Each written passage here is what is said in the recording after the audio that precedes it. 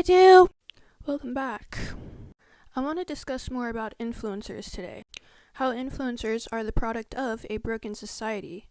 Because in our right minds, y'all, how do we give so much power to someone who just suggests a product? This is borrowed authority. Here's the thing, influencers will not go away, but they will need to shift. Tell me how we've given so much authority to someone who just suggests a product. So influencers will need to shift. They're going to need to shift from suggesting a product to heal someone's fake wound.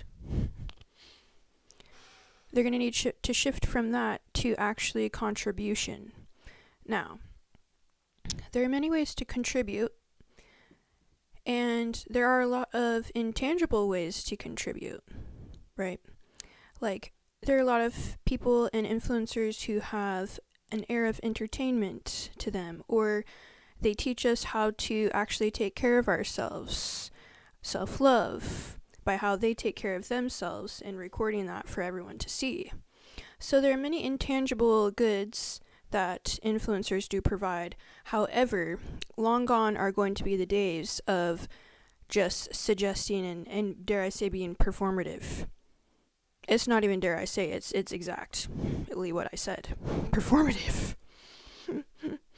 You're not just going to be able to be performative alone. You're going to need to add.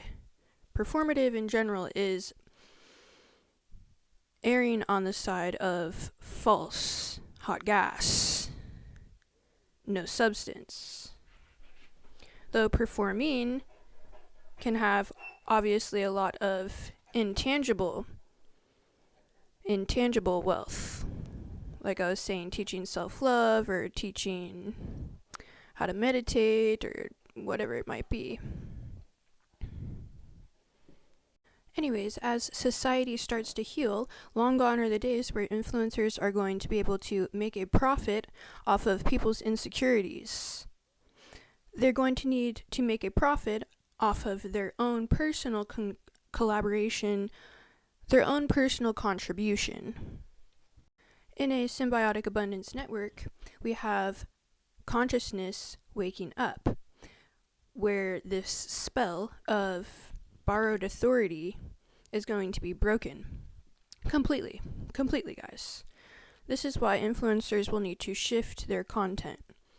So currently, influencers' power only works on an unanchored identity, which we can see we have a lot of issues with people and their identities. Because they're fractured and they're not syncing up with source. This is why they're confused, looking elsewhere, everywhere outside of themselves to figure out who they are.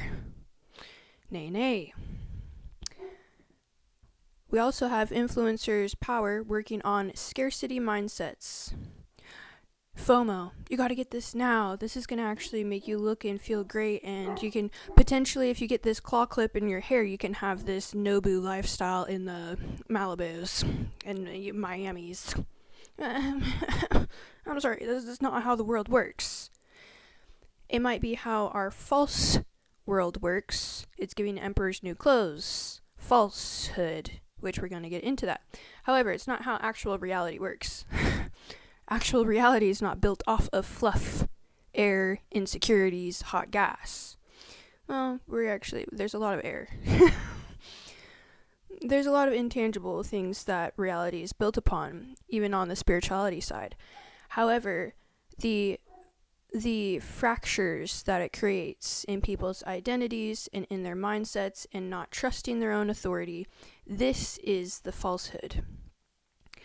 This is false, and this will be redone.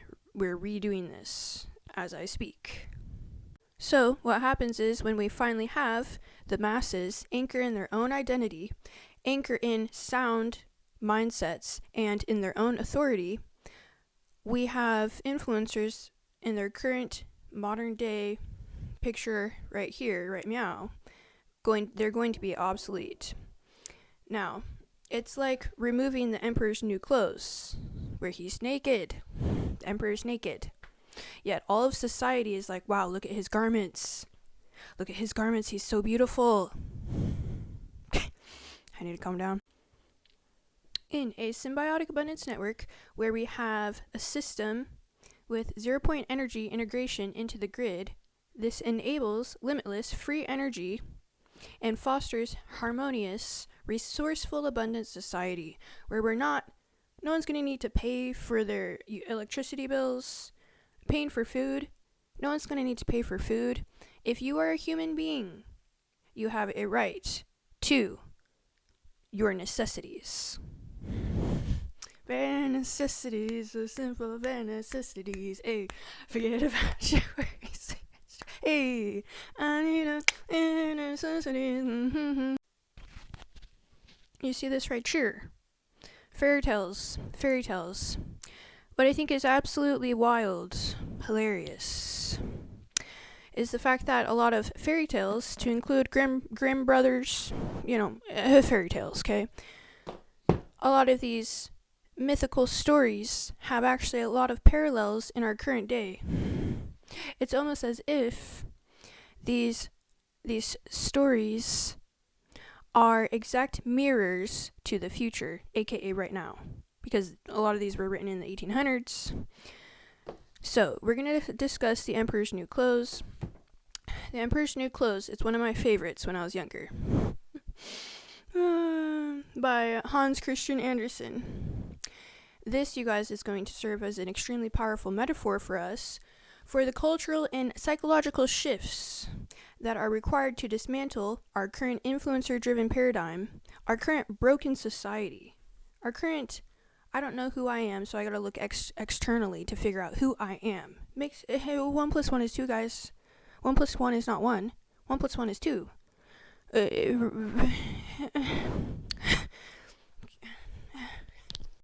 How do we know we're in a broken society? Because we have people that are making profit off of your insecurities. That is one of many reasons we know. So let's recap the core narrative here of Emperor's New Clothes by Hans Christian Andersen. So the story basically centers on a vain emperor who's obsessed with fine clothing.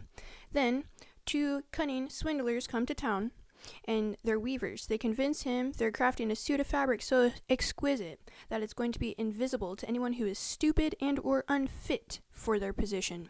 So the emperor, who's really eager to understand and know, who is unfit to include himself, and eager to also display his status, that's the key thing, he sends his ministers, his most trusted authorities, who don't lie. He sends those guys in to inspect the work. Now, they fear exposure of their own inadequacy, pretending to see the magnificent clothing and rave about them. The emperor actually does the same during the fitting, and soon the whole court and town echo the deception to avoid social ostracism. Sound familiar? Now, in a public procession, the emperor parades naked. How humiliating.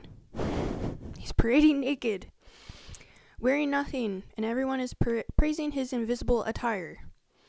Until a child who is unburdened by pretense, they cries out,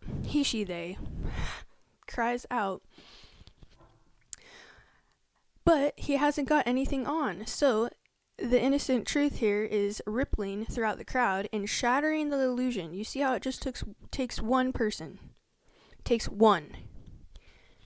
Shattering the illusion, and the emperor stubbornly continues the parade.